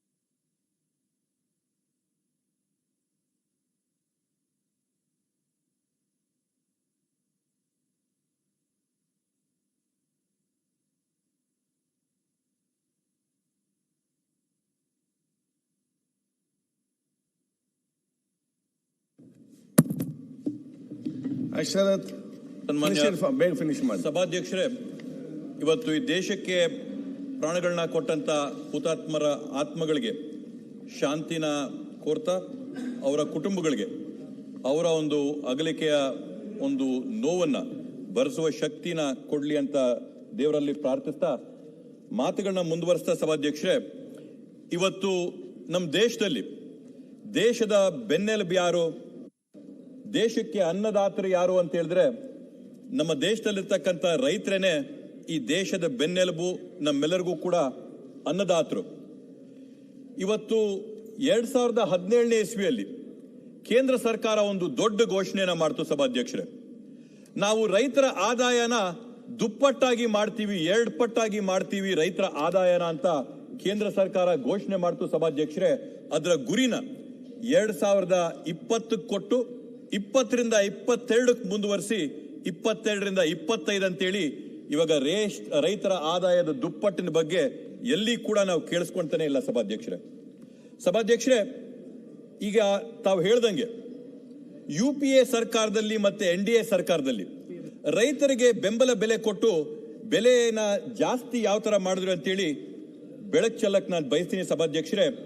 2004-5ನೇ ಇಸ್ವಿಯಲ್ಲಿ ಭತ್ತದ ಬೆಂಬಲ ಬೆಲೆ ಇದ್ದಿದ್ದು 560 ರೂಪಾಯಿ ಸಭಾಧ್ಯಕ್ಷರೇ. ಅದೇ 2013-14ರಲ್ಲಿ ನಮ್ಮ UPA ಸರ್ಕಾರ ಇದ್ದಂತ ಸಂದರ್ಭದಲ್ಲಿ ರೈತರಿಗೆ ನಾವು ಕೊಟ್ಟಂತ ಬೆಂಬಲ ಬೆಲೆ 1310 ರೂಪಾಯಿ ಸಭಾಧ್ಯಕ್ಷರೇ. ಅಂದ್ರೆ 133% ಇನ್ಕ್ರೀಸ್ ಆಯ್ತು. ಅದೇ ತರದಲ್ಲಿ ನೀವು ಮೆಕ್ಕೆಜೋಳ ತಗೊಳ್ರಿ, 2004ರಿಂದ 2014ವರೆಗೂ ಬೆಂಬಲ ಬೆಲೆನ 149% ನಮ್ಮ ಸರ್ಕಾರ ಜಾಸ್ತಿ ಮಾಡಿದೆ. ತೊಗರಿಗೆ ಬೆಂಬಲ ಬೆಲೆ ತಗೊಳ್ಳಿ ಸಭಾಧ್ಯಕ್ಷರೇ, 1390 ರೂಪಾಯಿ ಇದ್ದಿದ್ದನ್ನ 4300 ರೂಪಾಯಿ ಮಾಡಿ 209% ಬೆಂಬಲ ಬೆಲೆನ 10 ವರ್ಷದಲ್ಲಿ ನಮ್ಮ UPA ಸರ್ಕಾರ ಇದ್ದಂತ ಸಂದರ್ಭದಲ್ಲಿ ಜಾಸ್ತಿ ಮಾಡಿದೀವಿ ಸಭಾಧ್ಯಕ್ಷರೇ. ಸರಾಸರಿ ಬೆಂಬಲ ಬೆಲೆಯಲ್ಲಿ 150ರಿಂದ 200% ಅಷ್ಟು ಬೆಲೆನ ಜಾಸ್ತಿ ನಿಗದಿಪಡಿಸಿ ರೈತರಿಗೆ ನಾವು ಅನುಕೂಲ ಮಾಡಿಕೊಟ್ಟಿದ್ದೀವಿ ಸಭಾಧ್ಯಕ್ಷರೇ. ಅದೇ ರೀತಿಯಲ್ಲಿ ನೀವು NDA ಸರ್ಕಾರ ಅಧಿಕಾರಕ್ಕೆ ಬಂದಾಗ 2014 ಮತ್ತೆ 2024-25 ಬೆಲೆಗಳನ್ನ ನೀವು ಹೋಲಿಕೆ ಮಾಡ್ಕೊಂಡು ನೋಡಿದ್ರೆ ಭತ್ತ 1360 ರೂಪಾಯಿ ಇದ್ದಿದ್ದು ಇವತ್ತು 2183 ರೂಪಾಯಿ ಇದೆ. ಅಂದ್ರೆ ಎಷ್ಟು ಜಾಸ್ತಿ ಆಯ್ತು? 60% ಮಾತ್ರ. ತೊಗರಿ 4350 ಇದ್ದಿದ್ದು 7550 ಆಯ್ತು. ಅಂದ್ರೆ ಎಷ್ಟು ಜಾಸ್ತಿ ಆಯ್ತು? 73% ಮಾತ್ರ. ಎಲ್ಲ ಒಟ್ಟಾರೆ ಲೆಕ್ಕ ಹಾಕೊಂಡು ಹೋದ್ರೆ ಕಳೆದ 10 ವರ್ಷದಲ್ಲಿ ನಿಮ್ ಬಂದಾಗ ಅವಕಾಶ ಮಾಡಿದಾಗ ಮಾತಾಡಿ, ಕಳೆದ 10 ವರ್ಷದಲ್ಲಿ ಬೆಂಬಲ ಬೆಲೆಗಳನ್ನ ನಾವು ಹೋಲಿಕೆ ಮಾಡ್ಕೊಂಡು ಹೋದ್ರೆ NDA ಸರ್ಕಾರದಲ್ಲಿ 150ರಿಂದ 200% ರೈತರಿಗೆ ಬೆಂಬಲ ಬೆಲೆ ಆದಾಯ ಜಾಸ್ತಿ ಆಯ್ತು. ಅದೇ ಈ NDA ಸರ್ಕಾರದಲ್ಲಿ 60% ಕೂಡ ಜಾಸ್ತಿ ಆಗಿಲ್ಲ ಸಭಾಧ್ಯಕ್ಷರೇ. ರೈತರಿಗೆ ಆದಾಯ ಗಳಿಕೆ 2 ಪಟ್ಟು ಜಾಸ್ತಿ ಆಗಿಲ್ಲ ಸಭಾಧ್ಯಕ್ಷರೇ. ರೈತರು ಇವತ್ತು ಕೃಷಿ ಮಾಡೋದಕ್ಕೋಸ್ಕರ ಏನ್ ಖರ್ಚುಗಳು ಮಾಡಬೇಕು, ಡೀಸೆಲ್ ಆಗಿರ್ಬೋದು, ಗೊಬ್ಬರ ಆಗಿರ್ಬೋದು, ಔಷಧಿಗಳಾಗಿರ್ಬೋದು, ಕೃಷಿ ಯಂತ್ರೋಪಕರಣಗಳಾಗಿರ್ಬೋದು, ಇವೆಲ್ಲದರ ಬೆಲೆ ಕೂಡ 2 ಪಟ್ಟು ಜಾಸ್ತಿ ಆಗೋಗಿ ಇವತ್ತು ರೈತರು ಇಕ್ಕಟ್ಟಕ್ಕೆ ಸಿಕ್ಕಂತ ಪರಿಸ್ಥಿತಿಗೆ ಬಂದಿರೋ ಸಭಾಧ್ಯಕ್ಷರೇ. ಆ ಒಂದು ಸಂದರ್ಭದಲ್ಲಿ ನಾವು ನೆನೆಸ್ಕೋಬೇಕಾಗ್ತದೆ ಸಭಾಧ್ಯಕ್ಷರೇ, ಇವತ್ತು ನಮ್ಮ ಸರ್ಕಾರ ರೈತರ ಪರವಾಗಿ ನಿಂತು 4130 ಕೋಟಿನ 9 ಲಕ್ಷ ಹೈನುಗಾರಿಕೆಯರಿಗೆ ಕಾಸು ಕೊಟ್ಟು ಇವತ್ತು ಅವ್ರ ಬದುಕುಗಳನ್ನ ಬೆಳಕು ಮಾಡಿರ್ತಕ್ಕಂಥದ್ದು ನಮ್ಮ ಸರ್ಕಾರದ ಒಂದು ದೊಡ್ಡ ಸಾಧನೆ ಅಂತ ಹೇಳಕ್ ಬಯಸ್ತೀನಿ ಸಭಾಧ್ಯಕ್ಷರೇ. ಕಳೆದ ವರ್ಷ ಮಾವಿನ ಬೆಳೆ ಬಂದಂತ ಸಂದರ್ಭದಲ್ಲಿ ಬೆಲೆ ಕುಸಿತ ಆದಾಗ ನಮ್ಮ ರಾಜ್ಯ ಸರ್ಕಾರ ರೈತರ ನೆರವಿಗೆ ಬಂದು 41 ಕೋಟಿ ರೂಪಾಯಿಗಳ ವೆಚ್ಚದಲ್ಲಿ 14,917 ರೈತರಿಗೆ ಇವತ್ತು ಸಹಾಯ ಮಾಡಿಕೊಟ್ಟಿದೆ ಸಭಾಧ್ಯಕ್ಷರೇ. ನಮ್ಮ ಭಾಗ ಸಿಲ್ಕ್ ಅಂಡ್ ಮಿಲ್ಕ್ ಅಂತೇಳಿ ಇಲ್ಲಿ ನಾವು ರೇಷ್ಮೆಗಾಗಿ 400 ಕೋಟಿ ರೂಪಾಯಿಗಳನ್ನ ಇವತ್ತು ನಮ್ಮ ಸರ್ಕಾರ ರೈತರ ಪರವಾಗಿ ಖರ್ಚು ಮಾಡ್ತಾ ಇದೆ ಸಭಾಧ್ಯಕ್ಷರೇ. ಅದೇ ತರದಲ್ಲಿ ಇವತ್ತು ತೊಗರಿ ಆಗಿರ್ಬೋದು, ಜೋಳ ಆಗಿರ್ಬೋದು, ನಮ್ಮ ಸರ್ಕಾರ ಮುಂದೆ ಬಂದು ಕೇಂದ್ರ ಸರ್ಕಾರ ನಿಗದಿ ಮಾಡಿದ ಬೆಲೆಗಿನ ಜಾಸ್ತಿ ಕೊಟ್ಟು ಇವತ್ತು ರೈತರ ಬದುಕುಗಳನ್ನ ಬೆಳಕು ಮಾಡಂತ ಕೆಲಸನ ಇವತ್ತು ನಮ್ಮ ಸರ್ಕಾರ ಮಾಡಿದೆ ಸಭಾಧ್ಯಕ್ಷರೇ.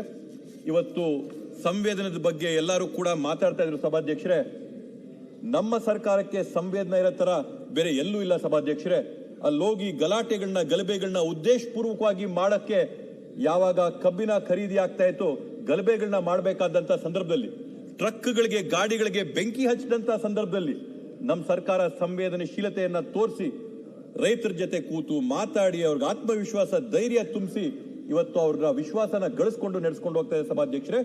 ಅದೇ ಸಂವೇದನಾಶೀಲತೆ 2008ನೇ ಇಸ್ವಿಯಲ್ಲಿ ಗೊಬ್ಬರದ ಗಲಾಟೆ ಆದಂತ ಸಂದರ್ಭದಲ್ಲಿ ಆ ಸಂವೇದನಾಶೀಲತೆ ಎಲ್ಲಿತ್ತು ಅಂತೇಳಿ ಪ್ರಶ್ನೆ ಮಾಡಬೇಕಾಗುತ್ತೆ ಸಭಾಧ್ಯಕ್ಷರೇ ರೈತರ ಪರವಾಗಿ. ಸಭಾಧ್ಯಕ್ಷರೇ, ಇವತ್ತು ಅದೇ ತರದಲ್ಲಿ ನೋಡಿದ್ರೆ ಏನ್ ನಮ್ಮ ಸರ್ಕಾರ ಶಕ್ತಿ ಯೋಜನೆ ಅಡಿಯಲ್ಲಿ ಹೆಣ್ಮಕ್ಳಿಗೆ ಇವತ್ತು ಬಸ್ಗಳಲ್ಲಿ ಉಚಿತವಾಗಿ ಪ್ರಯಾಣ ಮಾಡಕ್ಕೆ ಅವಕಾಶ ಮಾಡಿಕೊಡ್ತಾ ಇದೆ. ಅದರಿಂದ ಹೆಣ್ಮಕ್ಕಳ ಬಾಳುಗಳಲ್ಲಿ ಬದುಕುಗಳಲ್ಲಿ ಆಗಿರ್ತಕ್ಕಂಥ ಗಣನೀಯವಾದಂಥ ಬದಲಾವಣೆ ಇವತ್ತು ಸಂಶೋಧನೆ ಮಾಡಕ್ಕೆ ಹಲವಾರು ಸಂಸ್ಥೆಗಳು ಮುಂದೆ ಬಂದಿವೆ. ಗ್ರಾಮೀಣ ಪ್ರದೇಶಗಳಲ್ಲಿ ಹೆಣ್ಮಕ್ಳ ಗಳಿಕೆ ಸುಮಾರು 18% ಅಷ್ಟು ಹೆಣ್ಮಕ್ಳಿಗೆ ಉತ್ತಮ ಆದಾಯ ಗಳಿಕೆ ಆಗ್ತಾ ಇದೆ ಸಭಾಧ್ಯಕ್ಷರೇ. ಅದೇ ನಗರ ಭಾಗದಲ್ಲಿ 34% ಹೆಣ್ಮಕ್ಳಿಗೆ ಇನ್ನ ಉತ್ತಮವಾದಂತ ಆದಾಯ ದೊರಕ್ತಾ ಇದೆ ಸಭಾಧ್ಯಕ್ಷರೇ. ಇದೆಲ್ಲದರ ಜೊತೆಗೆ ನಮ್ಮ ಸರ್ಕಾರ ಅಧಿಕಾರಕ್ಕೆ ಬಂದಾಗಿಂದ 6,000 ಹೊಸ ಬಸ್ಗಳನ್ನ ಬೇರೆ ಬೇರೆ ಸಾರಿಗೆ ಸಂಸ್ಥೆಗಳ ವತಿಯಿಂದ 6,000 ಹೊಸ ಬಸ್ಗಳನ್ನ ಇವತ್ತು ಕರ್ನಾಟಕ ರಾಜ್ಯಕ್ಕೆ ನಾವು ಲೋಕಾರ್ಪಣೆ ಮಾಡಿದೀವಿ ಸಭಾಧ್ಯಕ್ಷರೇ. ಬರೀ 6,000 ಬಸ್ಗಳಲ್ಲದೆ 5,900 ಹೊಸ ನೌಕರನ್ನು ಕೂಡ ನೇಮಕಾತಿ ಮಾಡಂತ ಕೆಲಸನ ಇವತ್ತು ನಮ್ಮ ಸರ್ಕಾರ ಮಾಡಿದೆ ಸಭಾಧ್ಯಕ್ಷರೇ. ಕಳೆದ ಸರ್ಕಾರಕ್ಕೆ ಹೋಲಿಕೆ ಮಾಡಿದ್ರೆ, ಬಿಜೆಪಿ ಸರ್ಕಾರಕ್ಕೆ ಹೋಲಿಕೆ ಮಾಡಿದ್ರೆ 2019ರಿಂದ 23ವರೆಗೂ 10,000 ನೇಮಕಾತಿ. ಹೊಸ ಮಾಹಿತಿ ಸಚಿವರು ಹೇಳ್ತಾ ಇರ್ತಕ್ಕಂಥದ್ದು 10,000 ಬಸ್ಗಳನ್ನ ನೌಕರನ 10,000 ನೌಕರನ್ನ ಇವತ್ತು ನೇಮಕಾತಿ ಮಾಡಿಕೊಂಡು 6,000 ನೂತನ ಬಸ್ಗಳನ್ನ ಕೊಟ್ಟಿರ್ತಕ್ಕಂಥದ್ದು ಅತ್ಯಂತ ದೊಡ್ಡ ಸಾಧನೆ ಅಂತ ಈ ಸಂದರ್ಭದಲ್ಲಿ ಹೇಳ್ತಾ, ಪೂರ್ತಿ ಇದು 2.5 ವರ್ಷದ ನಮ್ಮ ಸಾಧನೆ ಆದಿದ್ರೆ ಬಿಜೆಪಿ ಪೂರ್ತಿ ಸರ್ಕಾರದ ಅವಧಿಯಲ್ಲಿ 2,832 ಬಸ್ನ ಮಾತ್ರ ತಗೊಂಡಿದ್ದು. ಅದು ಕೂಡ ಯಾವ್ದಂತ ಹೇಳಿದ್ರೆ ಸಮ್ಮಿಶ್ರ ಸರ್ಕಾರದಲ್ಲಿ ಕೊಟ್ಟಂತ ಆದೇಶದ ಮೇಲೆ ಈ 2,283 ಬಸ್ಗಳನ್ನ ತಗೊಂಡಿರ್ತಕ್ಕಂಥದ್ದು ಸಭಾಧ್ಯಕ್ಷರೇ. ಈ ಎಲ್ಲ ಪ್ರಗತಿಗಳು ನಮ್ಮ ಸರ್ಕಾರ ಮಾಡಿರ್ತಕ್ಕಂಥ ಅತ್ಯಂತ ದೊಡ್ಡ ಸಾಧನೆ ಅಂತ ಹೇಳಕ್ ಬಯಸ್ತೀನಿ ಸಭಾಧ್ಯಕ್ಷರೇ. ಮಾತಾಡಬೇಕಾದಂತ ಸಂದರ್ಭದಲ್ಲಿ ರಾಜ್ಯ ಸರ್ಕಾರ ಎಲ್ಲೋ ಅಳಿ ತಪ್ಪಿದೆ, ಹಾದಿ ತಪ್ಪಿದೆ ಅಂತ ಮಾತು ಪದೇ ಪದೇ ನಮಗೆ ಕೇಳಿ ಬರುತ್ತೆ ಸಭಾಧ್ಯಕ್ಷರೇ. ವಿಶೇಷವಾಗಿ ನಾವೆಲ್ಲಿ ಕೇಳ್ತೀವಿ ಅಂತಂದ್ರೆ ಮನೆಗಳ ವಿಷಯ ಬರಬೇಕಾದಾಗ, ಮನೆಗಳ ಸಂಖ್ಯೆ ಎಷ್ಟು ಕೊಟ್ಟಿದೀವಿ ಅಂತ ಬಂದಾಗ ಈ ಒಂದು ಚರ್ಚೆ ಪದೇ ಪದೇ ಬರ್ತದೆ, ನಿಮ್ ಸರ್ಕಾರ ಮನೆಗಳು ಕೊಟ್ಟಿಲ್ಲ ಅಂತ ಹೇಳಿ. ಸನ್ಮಾನ್ಯ ಸಭಾಧ್ಯಕ್ಷರೇ, 2013ರಿಂದ 18ರ ಮಧ್ಯೆ ಸಿದ್ದರಾಮಯ್ಯನವರ ಮೊದಲನೇ ಸರ್ಕಾರ ಇದ್ದಂತ ಸಂದರ್ಭದಲ್ಲಿ 14,50,663 ಮನೆಗಳನ್ನ ಬಡ ಕುಟುಂಬಗಳಿಗೆ ಕೊಟ್ಟಂತ ಶ್ರೇಯಸ್ಸು ಕೀರ್ತಿ ನಮ್ದಾಗಿದೆ ಸಭಾಧ್ಯಕ್ಷರೇ. ಅದೇ ಬಿಜೆಪಿ ಅವರು ಅಧಿಕಾರದಲ್ಲಿದ್ದಂತ ಸಂದರ್ಭದಲ್ಲಿ 2019-23ರ ಮಧ್ಯೆ ಬಡವರಿಗೆ ಕೊಟ್ಟಂತ ಮನೆ ಪೂರ್ತಿ ಮಾಡಿದಂತ ಮನೆಗಳ ಸಂಖ್ಯೆ ಎಷ್ಟು ಅಂತಂದ್ರೆ 5,75,059 ಮನೆ ಮಾತ್ರ. ಕನ್ಕ್ಲೂಡ್. ಆದ್ರೆ ಸಭಾಧ್ಯಕ್ಷರೇ, ಇದ್ರಲ್ಲಿ ಒಂದಂಶ ಏನ್ ಗಮನಿಸಬೇಕು ಅಂತಂದ್ರೆ ಮನೆ, ಅದನ್ನೇ ಹೇಳ್ತೀನಿ ಕೇಳಿಸ್ಕೊ, ಸ್ವಲ್ಪ ಹುಷಾರಾಗಿ ಕೇಳಿಸ್ಕೊ, ಮಾಡಬೇಡಿ, ಕನ್ಕ್ಲೂಡ್ ಮಾಡಿ. ಶರತ್ ಬೇರೆ ಮಾತಾಡ್ಲಿಕ್ಕೆ ವಿಜಯೇಂದ್ರ ನೆಕ್ಸ್ಟ್ ಹೇಳಿದ್ರಲ್ಲ, ಅದಕ್ಕೆ ಮಾನ್ಯ ಮುಖ್ಯಮಂತ್ರಿ ಉತ್ತರ ಕೂಡ ಕೊಡ್ತಾರೆ. ಸಭಾಧ್ಯಕ್ಷರೇ, ನನಗೆ ಇಲ್ಲಿ ಮಾತಾಡಿ ಸಿಗ್ತದೆ ಮನೆ ಇಲ್ಲ ಅಲ್ಲ, ಇನ್ನೊಂದು 10 ನಿಮಿಷದಲ್ಲಿ ಕನ್ಕ್ಲೂಡ್ ಮಾಡ್ತೀನಿ ಸಭಾಧ್ಯಕ್ಷ. ಅದು ಬೇಗ ಫಿನಿಶ್ ಮಾಡಿ. ಇದರಲ್ಲಿ ವ್ಯತ್ಯಾಸ ಆಗಿದ್ದು ಏನಂದ್ರೆ ಸಭಾಧ್ಯಕ್ಷರೇ, 2019-23ರ ಮಧ್ಯೆ ಮನೆಗಳನ್ನ ಎಷ್ಟು ಈ ಸರ್ಕಾರ ಅದಕ್ಕೆ ಬೇಕಾದಂತ ಬಜೆಟ್ ಅಲೋಕೇಶನ್ ಮಾಡದೆ ಎಷ್ಟು ಮನೆಗಳನ್ನ ರಿಲೀಸ್ ಮಾಡಿದಂದ್ರೆ 17,071 ಮನೆಗಳನ್ನ 17,71,000 ಮನೆಗಳನ್ನ ಬಿಡುಗಡೆ ಮಾಡಿ, ಅದರ ಪೈಕಿ ಬರೀ 5,70,000 ಮನೆಗಳನ್ನ ಮಾತ್ರ ಮುಗಿಸಿ ಉಳಿಸ್ಬಿಟ್ಟು ಹೋದಂತ ಮನೆಗಳ ಸಂಖ್ಯೆ ಎಷ್ಟು ಅಂತಂದ್ರೆ 12 ಲಕ್ಷ ಮನೆಗಳನ್ನ ಇವತ್ತು ಉಳಿಸೋದ್ರು ಸಭಾಧ್ಯಕ್ಷರೇ. ನಿಮ್ಮ ಸರ್ಕಾರ ಎಷ್ಟು ಮನೆಗಳನ್ನ ಕರ್ಟೇಲ್ಮೆಂಟ್ ಮಾಡಿದೆ?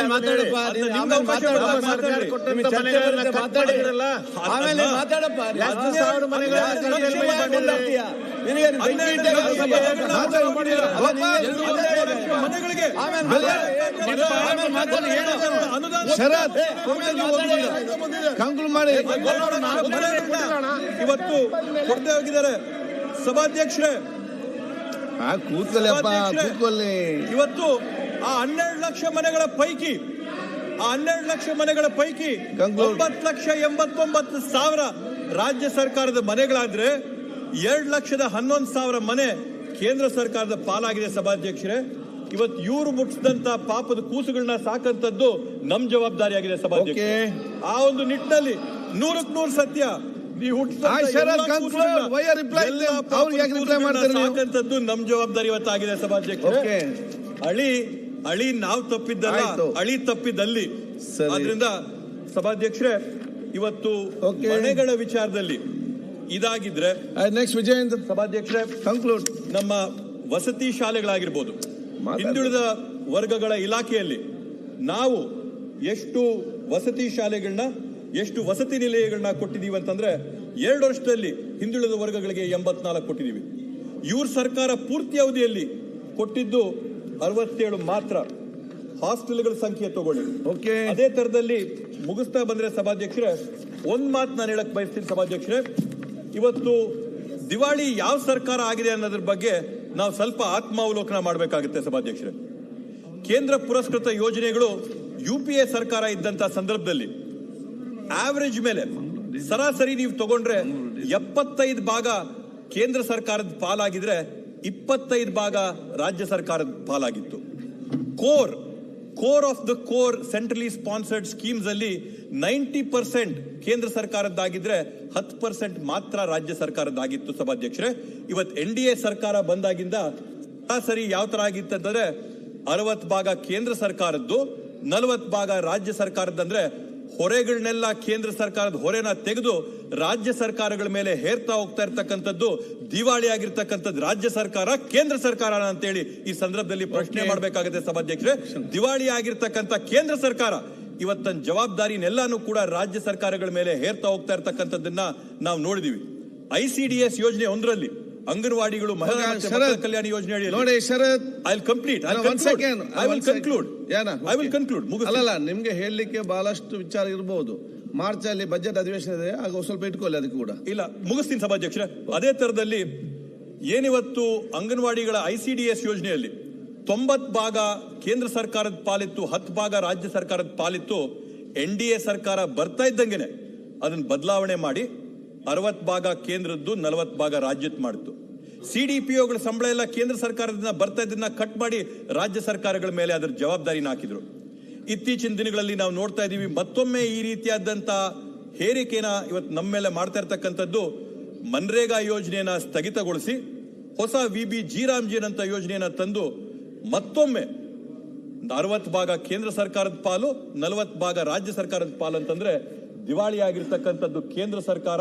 ದಿವಾಳಿಯಾದಂತ ಕೇಂದ್ರ ಸರ್ಕಾರ ತನ್ನ ಎಲ್ಲ ಹೊರೆಗಳನ್ನ ರಾಜ್ಯ ಸರ್ಕಾರಗಳ ಮೇಲೆ ಹೊರೆಸಿ ರಾಜ್ಯ ಸರ್ಕಾರಗಳನ್ನ ಆರ್ಥಿಕ ಇಕ್ಕಟ್ಟಿಗೆ ಸಿಲುಕಿಸಂತ ಕೆಲಸನ ಇವತ್ತು ಕೇಂದ್ರ ಸರ್ಕಾರ ಮಾಡ್ತಾ ಇರತಕ್ಕಂಥದ್ದು ಅತ್ಯಂತ ಖಂಡನೀಯವಾದಂತದ್ದು ಸಭಾಧ್ಯಕ್ಷರೇ.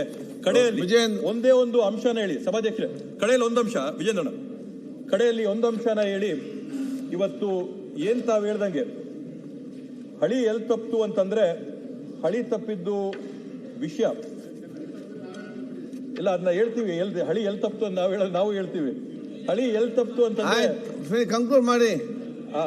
ಹಳಿ ತಪ್ಪಿದ್ದು ಇವತ್ತು ತಾವ್ ಹೇಳ್ತಾ ಇದ್ದಂಗೆ 2,64,000 ಕೋಟಿ ರೂಪಾಯಿಗಳ ಕಾಮಗಾರಿಗಳೇ, 2,70,695 crores ಕಾಮಗಾರಿಗಳಿಗೆ ಯಾವುದೇ ಒಂದು ಅನುದಾನ ನಿಗದಿಪಡಿಸದೆ ಇವ್ರು ಚಾಲನೆ ಕೊಟ್ಟು ಘೋಷಣೆ ಮಾಡಿ 2,70,695 ಕೋಟಿಗಳಷ್ಟು 4 ವರ್ಷದ ಅವಧಿಯಲ್ಲಿ ಯಾವುದೇ ಹೆಡ್ ಆಫ್ ಅಕೌಂಟ್ ಇಲ್ಲದೆ, ಯಾವುದೇ ಹಣನ ನಿಗದಿಪಡಿಸದೆ ಘೋಷಣೆ ಮಾಡಿ ಇವ್ರು ಹೋದ್ರು ಸಭಾಧ್ಯಕ್ಷರು. ಅದರಲ್ಲಿ ಏನು ವಿಶೇಷ ಗಮನಿಸಬೇಕು ಅಂತಂದ್ರೆ, ಮುಖ್ಯಮಂತ್ರಿಗಳ ವಿವೇಚನಾ ಕೋಟಾದಲ್ಲಿ ಈ 2,70,000 ಕೋಟಿಯಲ್ಲಿ 1,66,000 ಕೋಟಿ ರೂಪಾಯಿಗಳು ಮುಖ್ಯಮಂತ್ರಿಗಳ ವಿವೇಚನಾ ಕೋಟಾ ಅಡಿಯಲ್ಲಿ ಯಾವುದೇ ಒಂದು ಹೆಡ್ ಆಫ್ ಅಕೌಂಟ್ ಇಲ್ಲದೆ, ಯಾವುದೇ ಒಂದು ಅಮೌಂಟ್ ಗೊತ್ತಿಲ್ಲ ಸರ್, ಹೇಳಿದನೇ ಹೇಳೋದಲ್ಲ. ಬ್ಯಾಲೆನ್ಸ್ ಬಿಲ್ಗಳು ನಮಗೆ ನಮಗೆ 78,000 ಕೋಟಿಗಳ ಬ್ಯಾಲೆನ್ಸ್ ಬಿಲ್ಗಳನ್ನ ಬಿಟ್ಟೋಗಿದ್ದಾರೆ. ಅಳಿ ತಪ್ಪಿದ್ದಲ್ಲಿ ಸಭಾಧ್ಯಕ್ಷರೇ ಮಾಡಿದಂತ ಎಲ್ಲಾ ಪಾಪಗಳಿಗೆ ಪ್ರಾಯಶ್ಚಿತ ಮಾಡ್ತಾ ಇರ್ತಕ್ಕಂಥದ್ದು, ಸರಿದೂಗಿಸ್ತಾ ಇರ್ತಕ್ಕಂಥದ್ದು ಯಾವ್ದಂತಂದ್ರೆ ಸಿದ್ದರಾಮಯ್ಯ ಸರ್ಕಾರ, DK ಶಿವಕುಮಾರ್ ಅವರ ಸರ್ಕಾರ, ನಮ್ಮ ಕಾಂಗ್ರೆಸ್ ಸರ್ಕಾರ ಎಲ್ಲವನ್ನು ಇದೆ. ಸಭಾಧ್ಯಕ್ಷರೇ, ಕಡೆಗೆ ಕನ್ಕ್ಲೂಡ್ ಮಾಡ್ತೀನಿ, ಇನ್ನೇನಿಲ್ಲ. ವಿರೋಧ ಪಕ್ಷದವರು ಮಾತಾಡಿದಾಗ ಸ್ಪಷ್ಟವಾಗಿ ಗೊತ್ತಾಗುತ್ತೆ. ಫಿನಿಶ್ ಇಟ್ ನೋಡಿ, ಸುರೇಶ್ ಕುಮಾರ್ ಅವ್ರಿಗೆ ಮಾತಾಡಲಿಕ್ಕೆ ತುಂಬಾ ಇತ್ತು, ಅದು ನಿಮ್ಗೆಲ್ಲ ಮಾತಾಡಲಿಕ್ಕೆ ಬೇಕಾ, ಅವ್ರು ಅದು ಶಾರ್ಟ್ ಮಾಡಿ ಕೊಟ್ಟು ನೀವು ಅರ್ಥ ಮಾಡ್ಕೊಳ್ಬೇಕಲ್ಲ. ಇನ್ನು ಲಾಟ್ ಆಫ್ ಟೈಮ್ ಬೇರೆ ಇದೆ, ಇನ್ನು ಅನುಭವದ ಕೊರತೆ ಇದೆ ಸಭಾಧ್ಯಕ್ಷ. ಆಯ್ತು, ಸುಮ್ಮನೆ ಕೂತ್ಕೊಂಡು ಅನುಭವ ಜಾಸ್ತಿ ಆಗ್ತದೆ. ಲಾಸ್ಟ್ ಪಾಯಿಂಟ್ ಅಲ್ಲಿ ಕನ್ಕ್ಲೂಡ್ ಮಾಡ್ತೀನಿ ಸಭಾಧ್ಯಕ್ಷರೇ. ಇವತ್ತು ಸ್ಪಷ್ಟವಾಗಿ ವಿರೋಧ ಪಕ್ಷದವರು ನಾವು ಕೊಟ್ಟಿರ್ತಕ್ಕಂಥ ಗವರ್ನರ್ ಭಾಷಣನ ಓದಿಲ್ಲ ಅಂತ ನಾನಾದ್ರೂ ಭಾವಿಸ್ತೀನಿ. ಯಾಕಂದ್ರೆ ಫಸ್ಟ್ ಪ್ಯಾರಾಗ್ರಾಫ್ ಅಲ್ಲಿನೇ ಮೊದಲನೇ ಅನುಚ್ಛೇದದಲ್ಲಿನೇ ಸ್ಪಷ್ಟವಾಗಿದೆ, India justice report 2025 Karnataka has secured first place among countries medium and large states in policing and justice delivery systems. ಹಂಗಂತಂದ್ರೆ ರಾಜ್ಯದಲ್ಲಿ ಕಾನೂನು ಸುವ್ಯವಸ್ಥೆಗೆ ನಾವು ಕೊಟ್ಕೊಳ್ತಾ ಇರ್ತಕ್ಕಂಥ ಸರ್ಟಿಫಿಕೇಟ್ ಅಲ್ಲ ಸಭಾಧ್ಯಕ್ಷರೇ. ಇವತ್ತು ಇಂಡಿಯನ್ ಜಸ್ಟಿಸ್ ರಿಪೋರ್ಟ್ 2025 ಅಲ್ಲಿ ಅವ್ರು ಕೊಟ್ಟಿರ್ತಕ್ಕಂಥ ವರದಿಯ ಪ್ರಕಾರವಾಗಿ ಕಾನೂನು ಸುವ್ಯವಸ್ಥೆ ಕರ್ನಾಟಕ ರಾಜ್ಯದಲ್ಲಿ ಅತ್ಯಂತ ಉತ್ತಮವಾಗಿದೆ. ಇವತ್ತು ವಿಶೇಷವಾಗಿ ನೋಡ್ಬೇಕಂತಂದ್ರೆ ನಾನು ಒಂದು ಮಾತು